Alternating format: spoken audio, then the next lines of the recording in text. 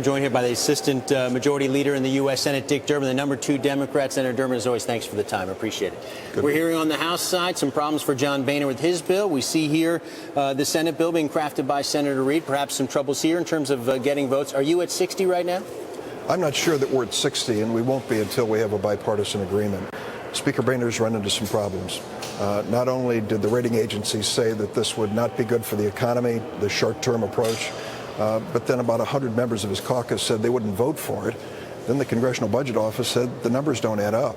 So he's starting all over. He's going to try to rewrite it this week. We only have a few days to go. In the Senate, we have an approach that I think is more reasonable. It's one that has a longer-term extension of the debt ceiling so we don't lurch from crisis to crisis.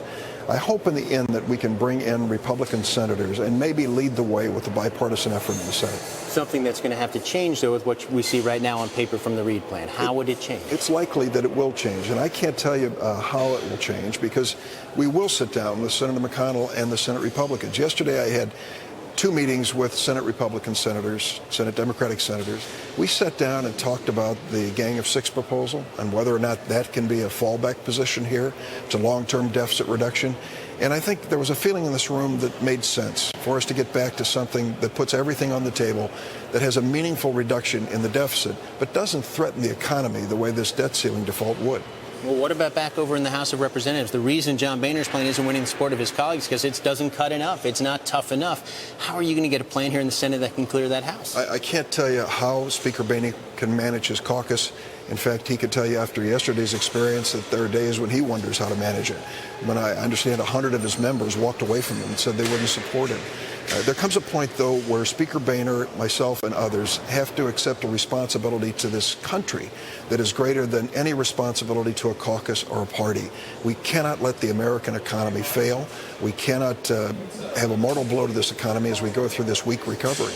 How great is risk is downgrade right now, even before we get to August 2nd? Because the rating agencies are watching this, and they don't see a lot of progress. Rating agencies have told us it's not only your long-term debt, but the fact that you're lurching day to day, week to week with no resolution on the debt ceiling. This is the first time in America's modern history when we failed to extend the debt ceiling on a timely basis. There was one technical default, but never before a crisis like this, and that is part of the downgrade. This is a self-inflicted wound. I think the House Republicans overplayed their hand. Just finally, you've got Democrats. I've heard some privately say, we've already lost these negotiations. Republicans are getting a win no matter what.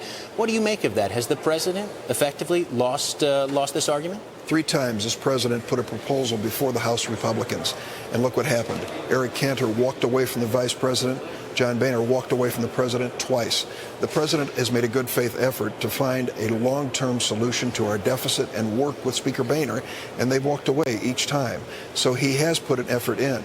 In terms of winners and losers, ultimately we want the families and businesses of this country to win. In a weak economy, they won't win if we go into default on the debt ceiling. All right, Senator Dick Durbin, thanks for the time. I appreciate you joining us here on Bloomberg.